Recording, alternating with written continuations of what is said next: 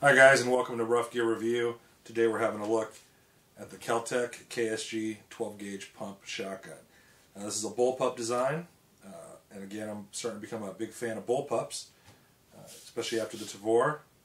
I kind of keep my eye out for the Bullpups nowadays. We also have a UTS 15. These two shotguns came out around the same time, and they were natural for us to do a comparison. So if you look through our videos, we have a comparison of the two of those. But let's talk about the KSG. We were happy to get our hands on it. It took us about a year, and it's an impressive shotgun. We were pretty stoked with it. There's things we like about it, there's things we don't like about it, but that kind of goes with every rifle we seem to get, or every gun we get our hands on. Everybody's tastes are different, and some people like some stuff, and some people don't like others. So this particular one, the overall length is just over 26 inches, so it just makes it in to be legal in all 50 states. And again, that small bullpup design, it's a great feature. I definitely like them a lot. This one is balanced really well. Better balance than I'm going to say for the UTOS. It's a little bit more heavy in the nose, but the guys over at Kel-Tec, they got the balance pretty good on this particular one. One of the features I like a lot on this is the slide release. It's ambidextrous, and it's right here at your fingertip, which I like. Safety's a crossbar safety right there. And on this particular one, the two tubes, magazine tubes, are on the bottom. They each hold 7 rounds, 2 3/4 inch. And we've run a few loads through this. We've used the 2 3/4 slugs and double-aught buck. We've fired birdshot. We've also done the mini shells, those little tiny 12 gauge, and they feed just fine in this, no problems at all. And there was also some 2 1/4 inch double-aught buck shells that we use in this, and they work great too. The advantage with those smaller shells is that you get an even more increased capacity on these shotguns. So that was nice, and it fed it really well. One thing, not a major complaint and not that big of a deal, but the ejecting shells continually hit me on the wrist, and that was getting a little bit annoying throughout the day, but it wasn't killing me. But a little annoying. It's not, a big deal. Definitely wouldn't be enough for me not to buy the shotgun. I'm not going to be shooting this all day long and, putting 1,000 rounds through it in an afternoon, so I don't think my wrist is going to get banged up that bad. On this one, we put a Trichicon reflex. You'll see in the video, actually, we have EOTechs on them. And we did that because we wanted the UTS 15 and the Kel-Tec to be identical when we went out and tested them, and the UTS 15 has an EOTech on it. So originally we had an EOTech on this. Eventually I changed it out to this Trichicon one, and this works phenomenal on this. I like it a lot. We went with flip-up sights from Arms, and they co-witness with this. And we also ended up putting a flashlight on here. I like to have flashlights on all the shotguns. You can use it in the house. Got to see what you're looking for. The one thing is the rail is pretty small on this. Not sure why they couldn't bring the rail back further. I'm sure there's some kind of design reason for that, but what you end up with is kind of a short rail space, and you can see the properties taken up pretty quick there with what we have on here. On the bottom here on the pump, we ended up putting the AFG on. Now this is their newer version. It's a little smaller. We couldn't fit the original AFG on here. It wouldn't. It has wings on the side, and it wouldn't fit on. So we went with this one. I did notice Kel-Tec now makes something similar to this that you can pick up for it, because this shotgun has a rail on the bottom. I did it just because your hand's right there, and I was kind of concerned about my hand slipping off when we were out testing it. I'm not sure that would have happened, but I didn't want to take a chance. I like my hand. Didn't want to shoot it off. One thing on this is it has the switch here. This is the selector. You select between the two tubes, but it's not automatic. You have to manually switch.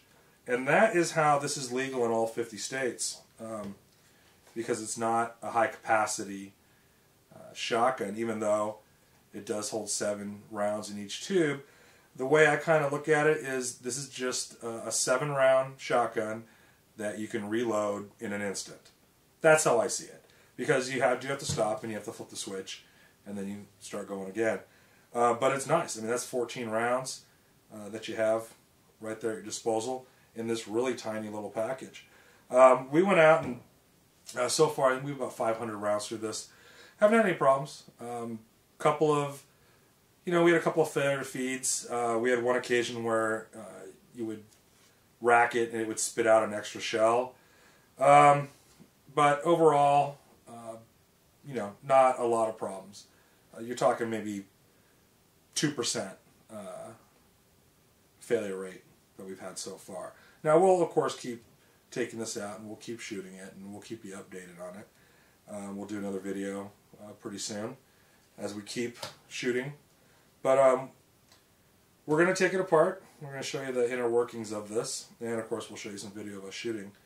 Right now, these are MSRP on these, I believe, is like $9.90 right now. When they first started out, they were $650. That's why I saw them selling for it at some shops. Then they were around $800, and then suddenly they shot up to $1,200 MSRP. And then the MSRP went back down to $9.90. I will give you my honest opinion. I wouldn't spend over $1,000 on this shotgun. $650, this was an awesome deal. Would have grabbed one in a heartbeat. $800, you could still get that out of me. Hitting $1,000 on this, I don't know about that. This, in my personal opinion, I just wouldn't dish that kind of money out for this particular shotgun. So maybe Kel-Tec will get them back down there. I did talk to the guys over at Kel-Tec when we were at SHOT Show, and I know a lot of people talk about how you just can't get these. They're so hard to get a hold of.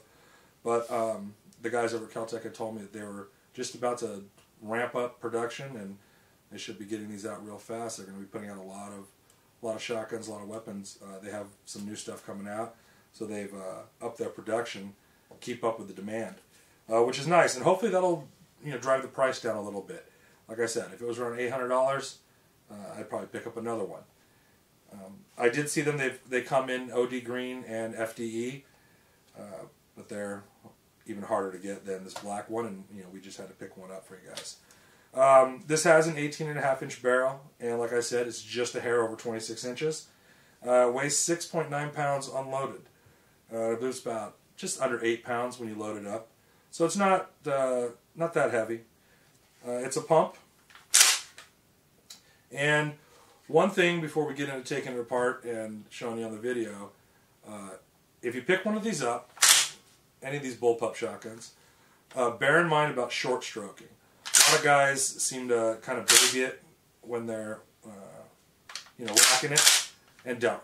Just rack this thing hard. It's not going to break, but you got to do that to make sure you don't short stroke this. That is probably the #1 failure when people talk about this. A lot of guys buy them, they get really pissed off. The thing jams all the time, doesn't do that. We've taken some guys out to shoot, guys that are very experienced, and exact same thing happens. They've never fired a Bullpup shotgun before, and they're kind of babying it, and they're having those problems. And, we'll take it from them and we'll show them, hey, don't baby this thing. It's not going to break on you. Don't be afraid of it. So, if you do pick up one of those, just kind of bear that in mind. Don't baby them. If they break, well, then send it back to Kel-Tec. But they shouldn't break, and I beat this one, and I haven't had any problems with it, because I definitely don't baby any of our stuff. So, without that, we'll start taking this apart and show you some video of us shooting. Show you some of its inner workings. Now, you're going to have 2 pins back here that are going to release this, and that's real similar. It's like the pins you'll see on like an HK or something like that. And they come all the way out.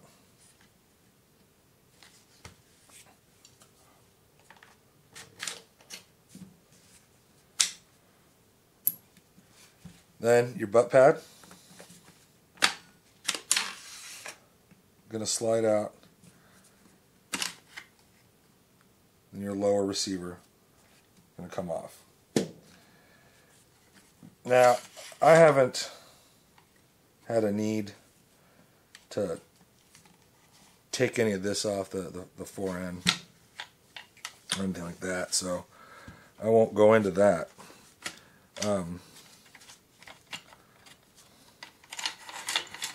Here's your bolts, just going to come right out.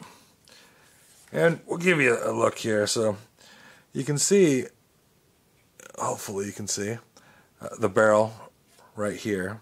And here are your followers for the two tubes that you have, plus the selector switch, which selects either tube. And that's it. Now, if you kind of look at this, it's funny because it's a little bit reminiscent of just your regular, like Remington 870. Matter of fact, if I just put a regular stock back here and a grip right there, it really would just look like a 870. So kind of a cool design how they did this one. Matter of fact, I think I'd like to see an 870 with 2 tubes on it. That'd be pretty cool. Just your standard shotgun. See if anybody makes one of those. So there you go. Once that's apart, it's pretty simple and straightforward. Get it cleaned up. You can see the trigger bar here. If I can get that to... No, I don't know if you got to see how that worked. So when you rack it back, here's your hammer, right there. Pull the trigger, your springs, you can see, that's how it works. The trigger actually feels really good on the Kel-Tec. So they did a good job with that Bullpup trigger. Not as mushy as a lot of them. Putting it back together. Here are your 3 major components once you have the shotgun taken apart. And now we're going to go ahead and reassemble this. And it's fairly simple. Make sure the bolt's in, your pump's forward. And you're going to see on here, there's a little notch right there. And that's going to mate with this notch on the lower. Put the 2 together. Pop that into place.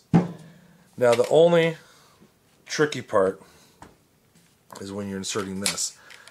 These need to go under the bolt.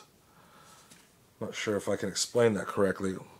Let's say it should go around the bolt. So you can see inside there you have the bolt, there's the hammer. So you want these up when you're putting it in. So they'll clear the hammer, and then this is where they need to go. Not down here, but around that bolt. Now you might have to move it around a little bit to get it into position.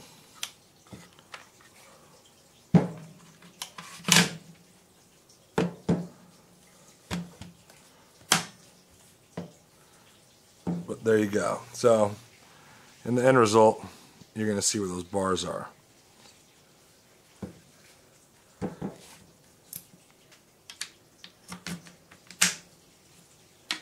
Reinsert the pins.